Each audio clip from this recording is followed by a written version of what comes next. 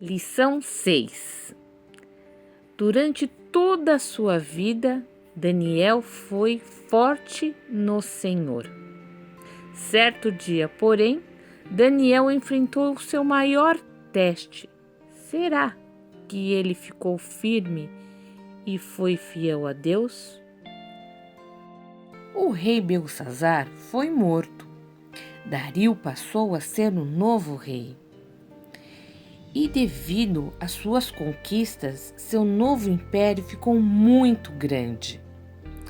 E o rei resolveu escolher 120 homens para ajudá-lo a governar seu império. E eles eram chamados de sátrapas. E eles também seriam seus conselheiros. Dentre esses 120 homens, o rei escolheu 3 homens para serem líderes desses 120.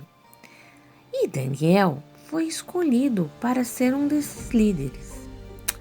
Havia mais de 60 anos que Daniel e seus amigos haviam sido levados cativos para a Babilônia. Daniel já era idoso. Ele tinha mais ou menos uns 80 anos. Ele havia permanecido todo este tempo fiel a Deus, em todo o tempo. O rei Dario observou a fidelidade de Daniel e percebeu que ele era diferente dos outros. E devido a isso, Daniel ser sábio e confiável, o rei Dario ficou pensando: vou colocar Daniel para ser líder de todos. Mas quando os outros ouviram que Daniel seria o líder, eles ficaram com muita raiva. E eles, mais do que rápido, ficaram pensando: que direito Daniel tem de ter uma posição mais importante do que a nossa? A Bíblia diz que eles tentaram encontrar uma falha em Daniel e planejavam livrar-se dele. Mas, cada dia mais que eles observavam Daniel, viam que ele era um homem honesto, um homem que sempre queria fazer o bem, tentava ajudar a todos. Como eles não conseguiram pegar Daniel fazendo nada de errado, os líderes e os satrapas começaram a pensar: a única saída que temos é bolar um plano no qual afete Daniel na sua adoração ao seu Deus. Mais do que rápido, eles foram falar com o rei. Rei Dario, viva para sempre! Todos nós concordamos que o Senhor deve fazer uma nova lei. Por 30 dias, ninguém deve orar para ninguém, nem para um Deus, nem para um homem, a não ser para o Senhor, ó Rei. E, se alguém o fizer, deverá ser jogado na cova dos leões. Escreva esta lei e assine, de acordo com a lei do império, que não pode ser modificada. O rei Dario gostou muito da sugestão dos líderes e dos satrapas. Afinal, ele seria tratado como um deus. Sem pensar mais sobre o assunto, o rei Dario escreveu a lei e assinou. Daniel ouviu falar dessa nova lei e ele sabia que ela não poderia ser modificada. E o que faria Daniel agora? Pois ele orava a Deus 3 vezes ao dia. Ele deveria parar de orar ou fechar as portas e janelas para o horário em particular, ou deveria desobedecer aquela lei, permanecendo fiel a Deus.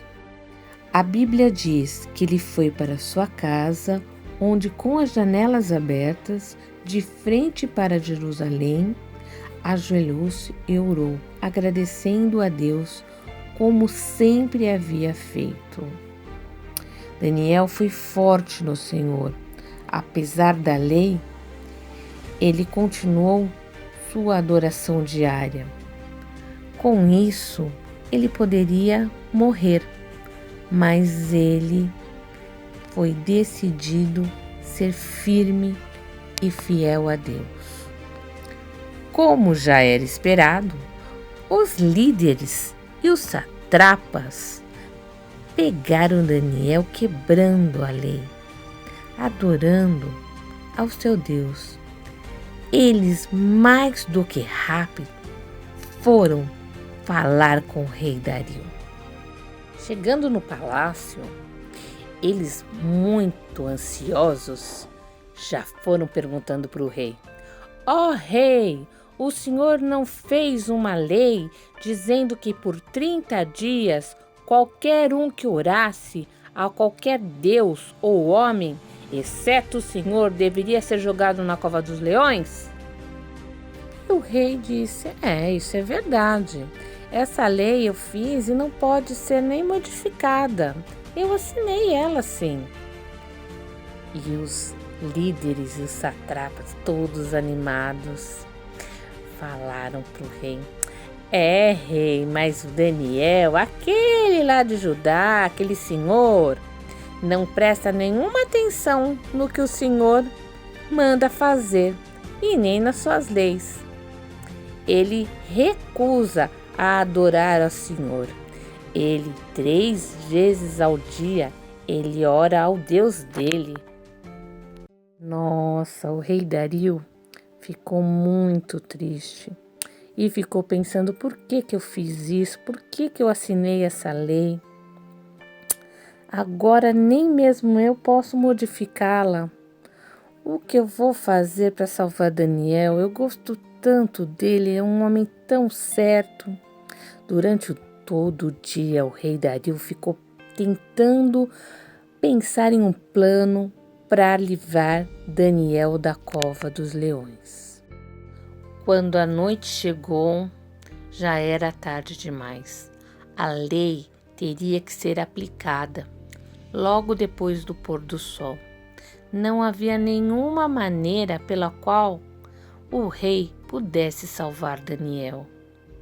E também os líderes e os satrapas ficaram no pé do rei, dizendo que ele não poderia de maneira alguma esquecer dessa lei.